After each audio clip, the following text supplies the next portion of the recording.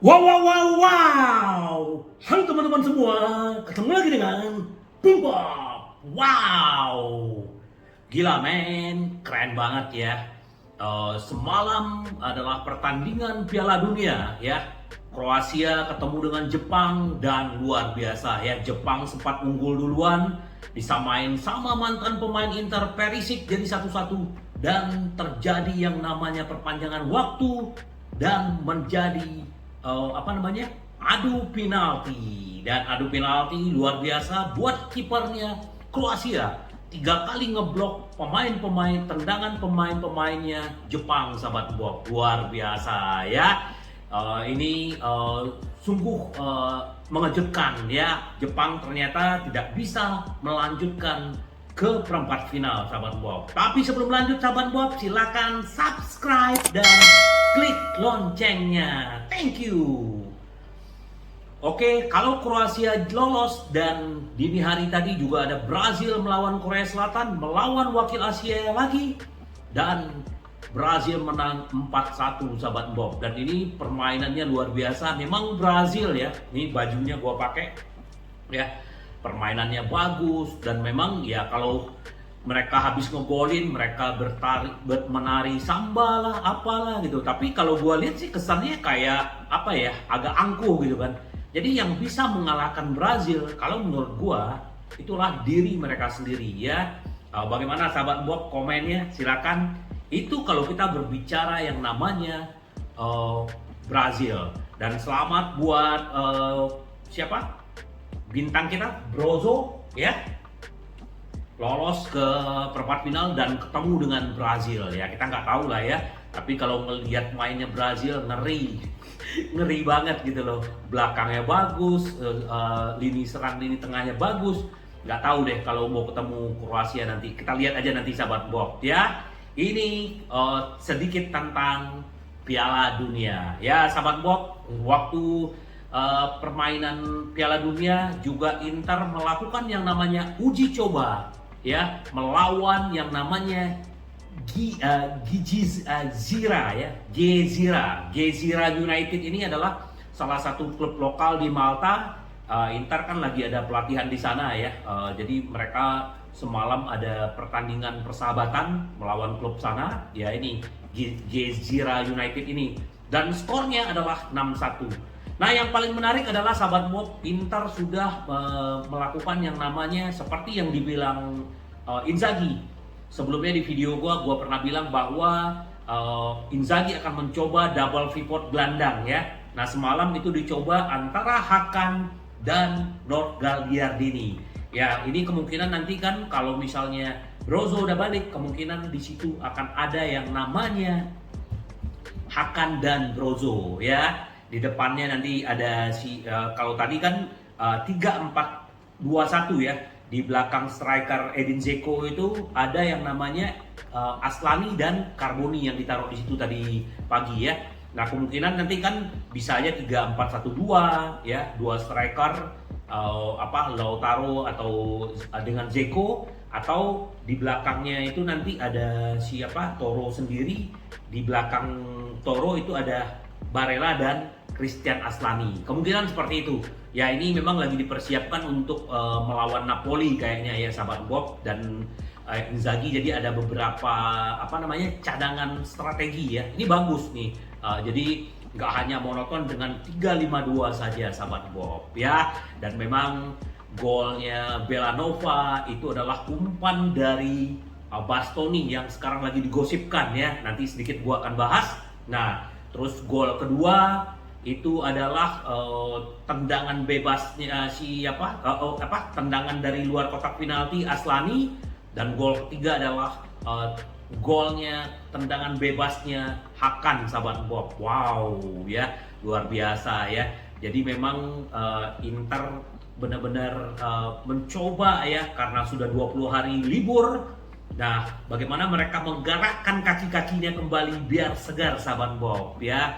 Jadi ya bahkan si Mkhitaryan, Gosen ngegolin, terus Di Marco. Jadi ditutup 6-1 ya. Semoga aja ini pertandingan ini membuat Inter makin makin luas dan makin padu sahabat Bob ya. Nah, ini sedikit ya. Setelah pertandingan biasalah pemain-pemain diwawancara, terutama adalah di sini Hakan ya.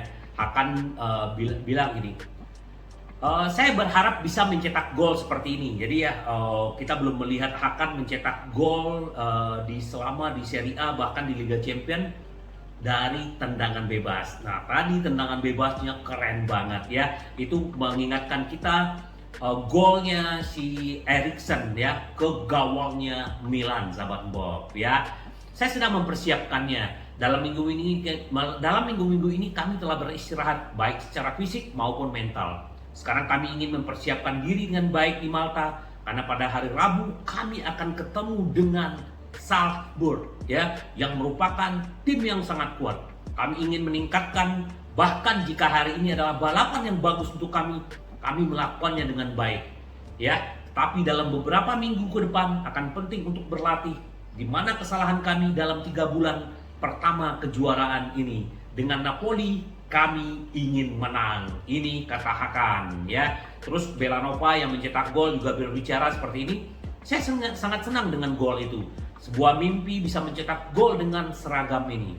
Saya harap yang berikutnya ada di Serie A. Kami mempersiapkan diri dengan baik untuk memulai kejuaraan. Saya bekerja keras setiap hari dan saya merasakan kepercayaan dari pelatih dan rekan-rekan tim saya. Ketika saatnya tiba, saya akan mencoba memberikan segalanya karena merupakan kehormatan bagi saya untuk berada di Inter. Wow, Belanova ya, luar biasa. Nah, ini Denis Curatolo, ini pemain Primavera ya. Ini debut saya dan saya senang. Sayang sekali saya tidak mencetak gol. Pelatih telah memanggil saya beberapa kali, memberi saya kepercayaan diri. Saya menggigil, tapi saya senang bermain dengan rekan setim saya karena mereka memberi banyak energi.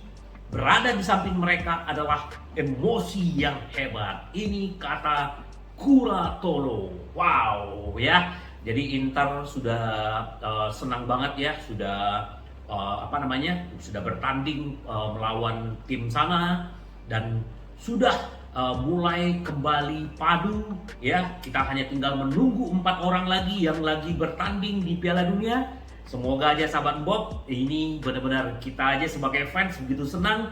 Gua aja yang lihat pertandingannya, highlightnya, wow keren banget sahabat Bob. Jadi ya kita tunggu aksi-aksi Inter berikutnya. Nah, ini yang menarik sahabat Bob, kemarin di beberapa video gua udah pernah beberapa kali kita membahas tentang Dumfries.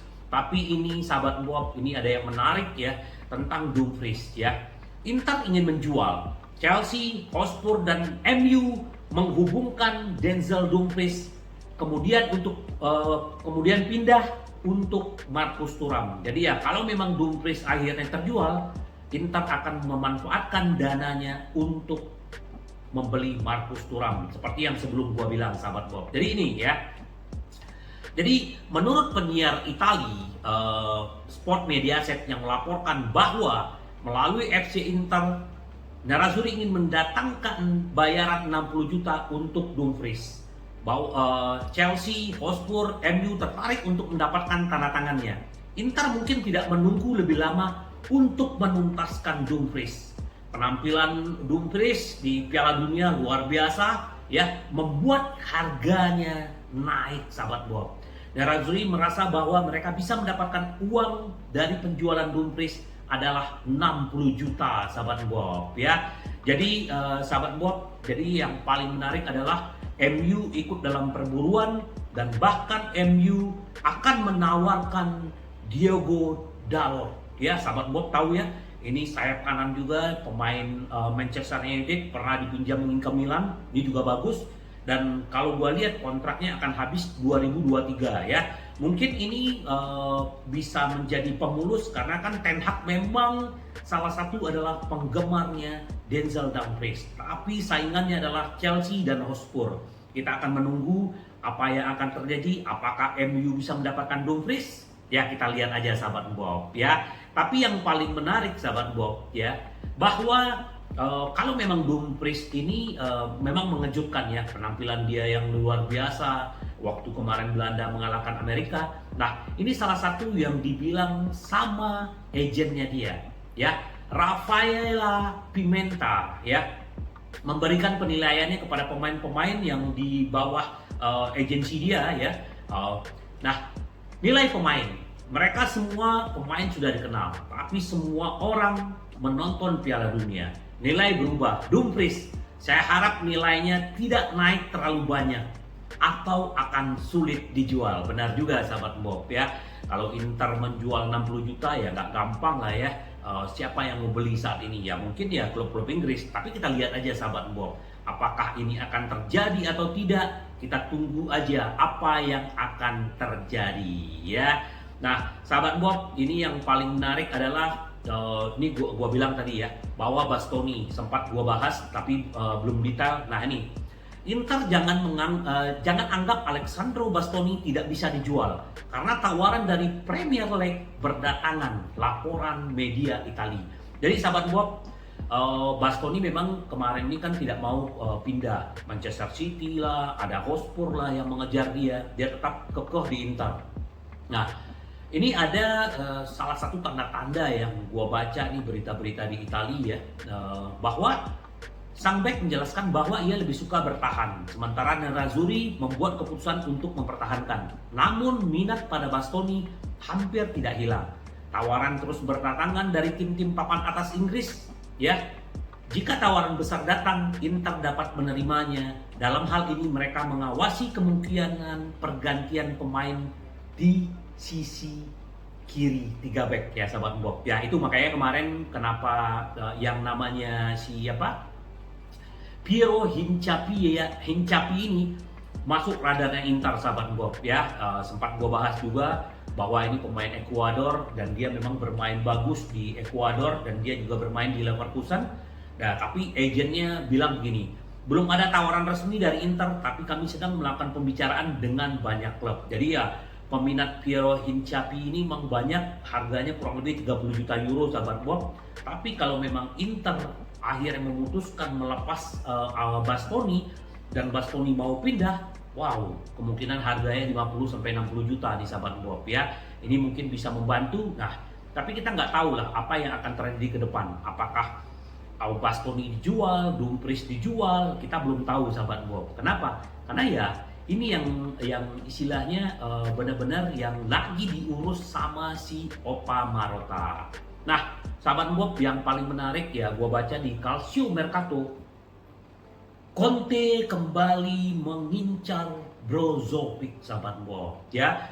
Jadi memang Conte sangat mengagumi si Brozo, dan memang dia pengen Brozo itu ada di Hotspur, ya. Sementara Brozo sudah memperpanjang kontrak sampai 2026, tapi menurut gua Inter tidak akan melepas sahabat Bob. Tapi nggak tahu ya, kalau uang yang datang banyak, ya, sementara Inter perlu menyeimbangkan kas, ya, siapa yang tahu sahabat Bob, ya. Jadi kita tunggu aja apakah Brozo akan benar-benar tetap di Inter atau bagaimana. Nah, mengenai satu lagi, Inter lagi kemarin Inter akan menyelesaikan perpanjangan kontrak Milan Skriniar dan Edin Dzeko, dua prioritas utama untuk direktur Inter. Jadi memang kalau Dzeko, kalau secara teori, secara hitung-hitungan udah aman, ya, tinggal nggak tahu berapa potong gajinya, tapi dia sudah memutuskan untuk tinggal. Milan Skriniar juga begitu, menyatakan setia dengan Inter, tapi belum ada tanda tangan kontrak. Nah, ini yang akan dibahas minggu depan. Semoga aja ini clear. Apakah dia akan bertahan atau dia akan pergi dari Inter, ya. Kita tunggu aja berita baiknya sahabat Bob. Sampai ketemu lagi dengan Boom Bob. Bye bye. Ci vediamo. Yes.